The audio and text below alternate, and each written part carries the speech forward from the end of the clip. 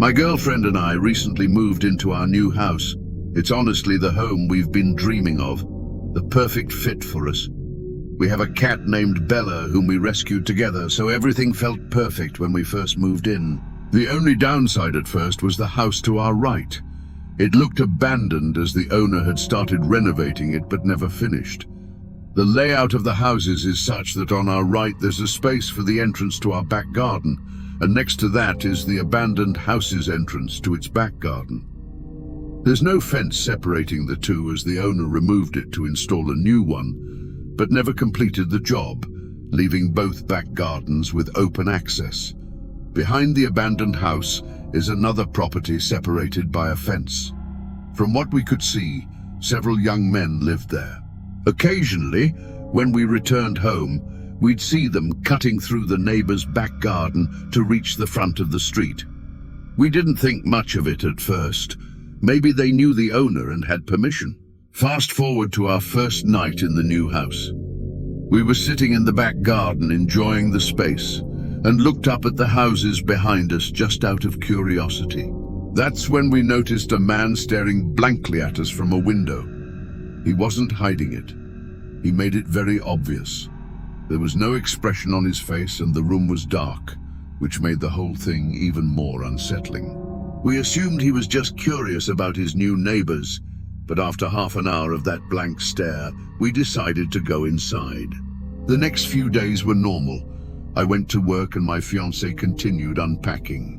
One night, we decided to sit in the garden again. It was dark, but we enjoyed looking at the stars and having deep conversations until we heard the makeshift wooden board fence being moved. 3 men appeared standing there staring at us. "Are you okay?" I asked, knowing they wouldn't leave unless I said something. The youngest looking one, around 29, was holding a big bag, and we had no idea what was inside. He offered us some stolen washing up tablets, which we declined. I made a joke about it because the situation felt so awkward. He smiled and said, "Okay." And then they left. What struck me was how they just let themselves into our garden without saying anything, like as if they had every right to be there. We went back inside thinking it was a one-off, but it all started getting worse from there. They began helping themselves into our garden more often and acting in ways that were clearly meant to intimidate us. They would get into the next door house by lifting up the fence that separated the back gardens and walking through. I forgot to mention, my girlfriend and I are both 20 years old, so of course the idea that they might be trying to intimidate us as 2 young women was the first thing that crossed our minds. One day, while I was cleaning the front room, 2 police officers came around the side of our house and entered the abandoned garden. They lifted up the fence and looked around for a few minutes before leaving without saying anything. I thought it was strange, but continued with my day, assuming maybe the people next door were trouble. A few days later, the police knocked on our door. They explained that the house behind us was now vacant. The men had been kicked out for antisocial behavior, apparently not just towards us, but with other neighbors too. Honestly, we were relieved. Even though they hadn't physically done anything yet, it meant they wouldn't get the chance to escalate things. We continued settling into the house, but one day while I was in the bath, I heard a loud bang outside. I quickly got dressed and ran to find my girlfriend.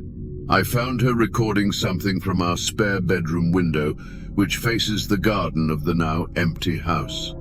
I asked what was going on, but she shushed me.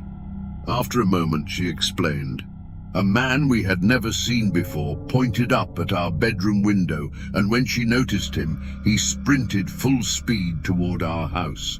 He tried our door handle on the way past, then ran back into the garden, threw the broken fence up, and started banging on all the windows of the empty house. We called the police immediately. They came, watched the video, took a statement and left. We were shaken.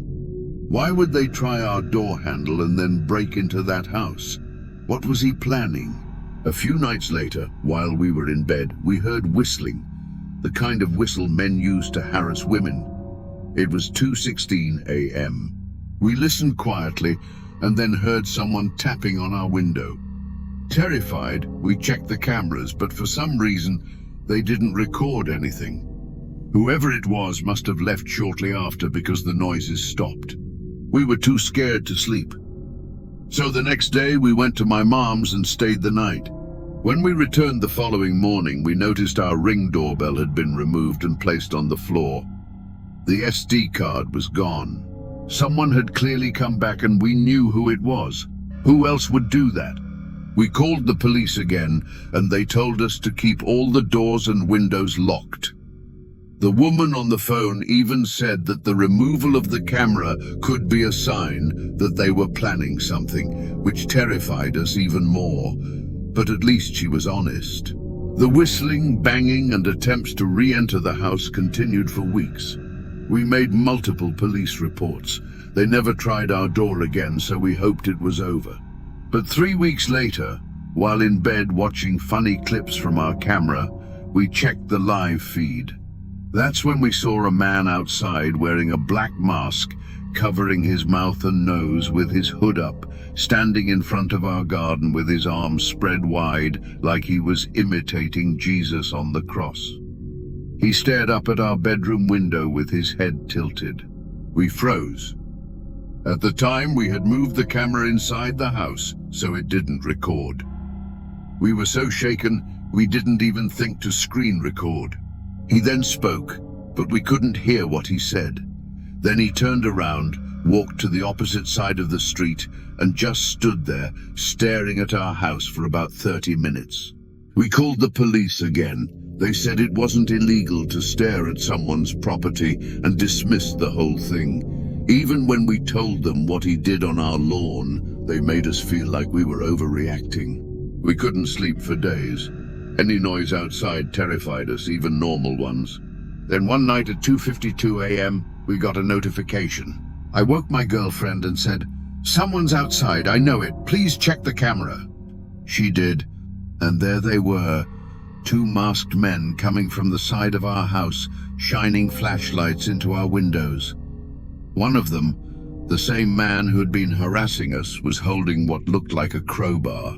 Why us? What was the point of this? For days on end, he would stand across the street, pointing, waving, or shouting things up at our window. Every time we looked, he would stare blankly at us. It was clearly meant to scare us, and it worked. We kept contacting the police, but they've done very little. The harassment continues. We've got cameras now, and we record everything, but we feel powerless. Just earlier today, he stood outside again, staring up at us. We got it on video, and we're absolutely terrified, but we'll update if anything else happens.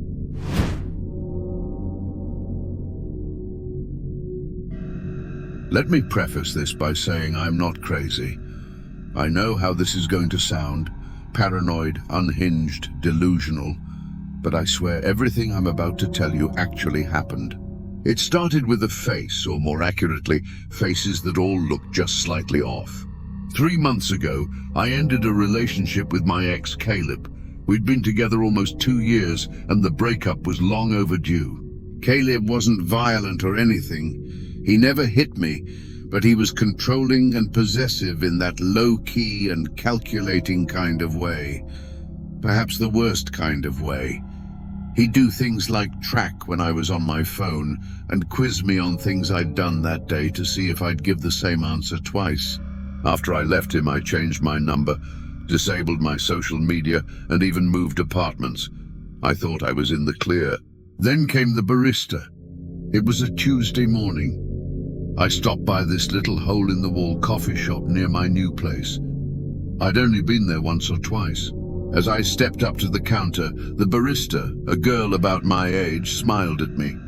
But something about her expression made me pause. She tilted her head and said, "Good morning, sunshine." I froze because that was Caleb's nickname for me. It was not a common one. He used to say it sarcastically whenever I was upset, like, "What's wrong, sunshine?" He enjoyed pushing buttons. I brushed it off. Maybe it was a coincidence. But then it happened again. A few days later, I took a ride share to work. A different driver than usual. Older guy, maybe in his 50s. He kept glancing in the rearview mirror like he was trying to recognize me, and then he asked me if I ever figured out what I was running from. He said it as casual as could be. I simply responded, "What?" And he just chuckled and shook his head like I was in on some joke. Caleb said that to me once after I told him I needed time to figure myself out. He leaned in, dead serious, and asked, "Ever figure out what you're running from?" Now, 2 strangers have repeated things he said word for word. It kept happening. A woman at the grocery store bumped into me and whispered, "You don't get to just disappear." A guy on the street said, "Still wearing your hair like that," as he passed. Another one, someone who worked in my building, said, "You always like this song," while humming the exact tune Caleb used to play when we argued. It wasn't their faces that freaked me out. It was the way they looked at me, like they knew me, or at least thought they did. They all had different faces, but their eyes all had the same expressions. I started thinking I was going crazy. So I did something I wasn't proud of. I contacted Caleb. Not directly. I sent a message to his sister. I told her to tell him to stop. I figured maybe he hired a private investigator. Maybe he was stalking me or pulling strings, telling people things about me. I just wanted it to stop. She texted back the next day saying, "I don't know what you're talking about. Caleb's in rehab. He's been there for 6 weeks with no phone." I didn't believe her. I thought she was covering for him. That is until I saw a picture she posted of him on Facebook a week later, looking pale and sunken in, holding one of those one-day sober chips. So it couldn't be Caleb, at least not directly. I couldn't shake the feeling that these strangers knew things they shouldn't, though. One night I stayed late at work. I didn't want to go home because my apartment didn't feel safe anymore. Not that anything bad happened inside of it. I just didn't like being alone. Around 10 p.m. I finally called it a night. I walked the 10 minutes to my place, keeping my head down, headphones in, but no music playing, something I learned to do so I could still hear if someone was following me. When I turned the corner onto my block, I saw someone sitting on the stoop of the building across from mine. A young man with his hoodie up, but his head down. I almost ignored him until he spoke. "Cold out tonight, huh, sunshine?" I stopped walking. He didn't look at me. He just stared at the sidewalk like he was reading something on it. I slowly walked past and didn't say a word. When I reached my building, I went upstairs and locked every bolt on the door. I sat on the couch for hours just listening to nothing. Eventually I fell asleep. The next morning I woke up to find my doormat flipped over. That might not sound like a big deal, but I live alone, and the door to my unit is on the top floor. You don't just accidentally walk by my place. The underside of my mat had something scribbled in pen. "You can change your face too if you want, but I'll still recognize you." I didn't know what it meant, but I still threw up. That day I booked a hotel for the weekend. I left my apartment without packing anything. I didn't feel safe even grabbing clothes. I just needed to be somewhere crowded. The hotel clerk gave me a room on the 4th floor. It was small, quiet, and kind of stuffy, but it felt safe. But only until around 2 a.m. when someone knocked on my door. There were 3 slow knocks. I sat up in bed and waited. They knocked again eventually. I peeked through the peephole and it was a woman, maybe in her 40s. Her face was totally blank and expressionless. She was just staring straight at the door. She didn't say anything, so I didn't make a sound, and eventually she left. It was one of the most disturbing things I'd ever seen. The next morning I asked the front desk if someone had come by to my room. They said no one should have been up there, especially that late. All the rooms on my floor were vacant. That's when it clicked. These weren't random people. They were being sent and fed my details. They were given phrases Caleb used. But if it weren't Caleb, who would do it and why? I thought about Caleb in rehab, about his obsession with control and making sure I was never fully gone. He didn't need to be the one knocking. He just needed to send others to do it. So, I started digging, and there was one conversation I remembered from months before the breakup. Caleb talking about a forum he was on, a place where people shared tactics. He made it sound like it was for productivity or self-improvement. I don't remember the name of it. Honestly, I don't think he ever gave me the name. But in retrospect, it sounded like some creepy, cultish role-play crap, except it's happening to me for real. Someone, probably Caleb, had hired people to say his words and mimic his patterns so that even if he was out of my life, technically, I'd still be constantly reminded of him. It wasn't stalking in the traditional sense. It was psychological graffiti, like he was spraying himself onto strangers so I could never be sure who I was looking at. I don't think it's about watching me, but rather about making sure I never stopped watching for him. I moved again and disappeared off social media again. I even dyed my hair. I told friends not to tell anyone where I was. It worked until last week. I was walking home from the bookstore and a woman passed me on the street and said, "Still hiding behind books, sunshine." She didn't stop walking, even just to look at me. I don't think this will ever stop.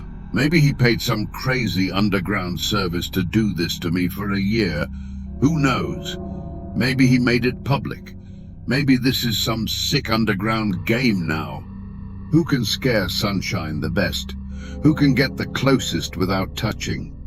I can't trust anyone's face anymore. The constant paranoia is truly eating away at my mental health.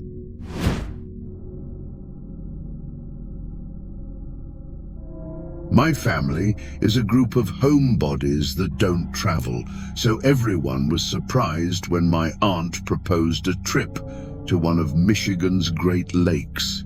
We agreed, wanting to create new memories together. My cousin booked a spacious Airbnb that could somehow accommodate all 18 of us, which felt like a miracle considering the price. The house sat right on the beach with gorgeous lake views that stretched for miles, almost like an ocean. Most of us claimed rooms in the main house, but because of our large group, some of us were placed in a second building directly behind it, a 2-story garage with bedrooms upstairs. My 3 cousins and I were assigned to sleep there. At first, we didn't think much of it. We spent most of the first day enjoying the hot tub, relaxing on the beach, and soaking in the scenery. It wasn't until night that we entered the garage for real. The space was outdated and neglected, with carpeted bathrooms that smelled like mold, stained bed linens, and a poorly secured latch on the door. Clearly, the cleaners focused on the main home and ignored the garage. My cousins were grossed out and refused to sleep on the beds unless we washed the sheets, so I suggested we do laundry. The machines were small, so we could only do 1 set of bed sheets at a time, and it was obvious we'd be up late. We passed time upstairs waiting for the first load. My cousin Maria complained about how we got stuck with the worst place, and as she spoke I started to feel uneasy, like something bad was coming. I've had this feeling before, a rare kind of intuition that usually ends in a nightmare or something worse. I told my cousins to stay alert and they listened, especially since we'd all experienced a break-in before when we lived in Detroit. Around midnight, the bell rang from the first floor, signaling the wash was done. I went downstairs alone, swapped the load into the dryer, and brought up the clean-smelling sheets. When my cousins saw how clean they were, they wanted their bedding washed too, so I kept going up and down between cycles doing everyone's sheets. At around 2:37 a.m. we were finally done. We made the beds and were too tired to stay up any longer. My cousin Nikki insisted we leave the light on, and while they all fell asleep quickly, I stayed up doing some schoolwork on my phone. I'm a light sleeper, something that stuck with me since the break-in, and I remained hyper-aware of my surroundings even while half asleep. Then around 3 o'clock a.m., a loud bang hit the garage door like someone had thrown their body against it. I sat up, startled, but my cousins didn't move. I tried telling myself it was just wind, though the noise was too heavy for that. Still, I stayed quiet and tried to sleep. But then it happened again. Same deafening crash, this time shaking the garage door. The building trembled from the impact. I was fully awake now, watching the lamplit room as my cousins continued to sleep. No animal or gust of wind could cause that. 20 minutes later, the third boom hit. The garage shook again, and finally 2 of my cousins bolted upright. I asked if they heard that, already knowing the answer. Nikki asked what that was, and I said, "I don't know, but this is the 3rd time I'm hearing it." We all agreed no wind could cause that sound. Nikki suggested texting her mum, my aunt, so we did. It was 4:11 a.m. when she responded, realizing something serious must be going on. She woke my uncle, who ran outside to check the property. We stayed upstairs, too afraid to move, until we heard knocking. It was my uncle at the door, and when we opened it, we saw him standing there with my dad and a few of our older male cousins. That's when I knew it was serious. There was no wind, no one playing around. My uncle told us to grab our things. We were going to the main house. Then he said there was someone on the property, and that's what made my heart sink. I threw everything into my suitcase, and we all rushed out of the garage. Once inside the main house, most of the family woke up from the noise and commotion. We sat in the living room trying to piece it all together. I told them about the first 2 loud crashes, and my cousins confirmed the 3rd. My aunt explained that when my uncle went out to investigate, she followed him. He shouted, "Hey!" at someone standing behind the garage. The door to the main house slammed behind her right then, and there was no wind to explain it. She feared someone might have slipped into the house, so she ran to wake my dad and cousins. After searching, no one else was found inside. Then my uncle described what he saw. A man stood behind the garage, not hiding or moving, but staring like he wanted to be seen. When my uncle called out, the man didn't flinch. He simply walked away and vanished. Not into the darkness, but into thin air. The leaves on the ground didn't crunch, and there were no footsteps left behind. My uncle's not someone who makes up stories either. He's a serious, logical man, which made everything scarier. My brothers added that they found 2 jester cards, one in the main house and one in the garage. The one in the garage was twisted and demonic looking. One cousin pointed out that jesters symbolize mockery, and loud sounds happened around 3 a.m., the so-called devil's hour. It was as if we were being taunted. My uncle had even checked for footprints, but saw only his and my cousins, not the man's. Another cousin drove down the road during the incident to try and spot someone fleeing, but found no one. That day, no one returned to the garage. We squeezed into the main house, on floors, couches, anywhere there was room. My mom gave up her bed so we could sleep more comfortably. On the 2nd night, she slept on a couch by the large windows and woke around 4 a.m. to footsteps on the porch. She didn't dare open her eyes. She was afraid of seeing someone looking in. Then she heard someone trying the basement door. It had a weak lock, and my brothers and male cousins were sleeping down there. The door rattled as someone tried to break in. My mom rushed to the basement, but by the time she reached the beachside entrance, no one was there, and all the boys were still fast asleep. That was our last night. Though we planned to stay until Tuesday, we left Monday instead. On the way home, we couldn't stop talking about what had happened. When my mum found out I'd been going downstairs alone during laundry, she theorized that someone might have been watching me and thought I was alone in the garage. The time between my last trip downstairs and us going to sleep lined up way too well with the banging sounds. Theories started to form. Some of us thought it was a neighbor trying to scare us off.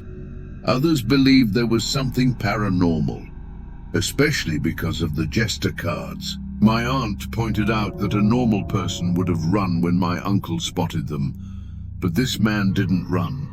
He just watched and disappeared. We contacted the Airbnb host, who claimed she'd review the footage from the camera above the garage door, but we never heard back. It made us wonder, did she know the man? Was he a neighbor? When we first arrived, my sister and cousin had walked the beach and passed a woman next door. She watched them coldly, without friendliness or a greeting, just an unfriendly gaze. The house was in the middle of nowhere, and we understood how constant Airbnb guests might annoy locals, but we were respectful. We didn't deserve what happened. This was our first family trip, and hopefully not our last, even after everything we went through.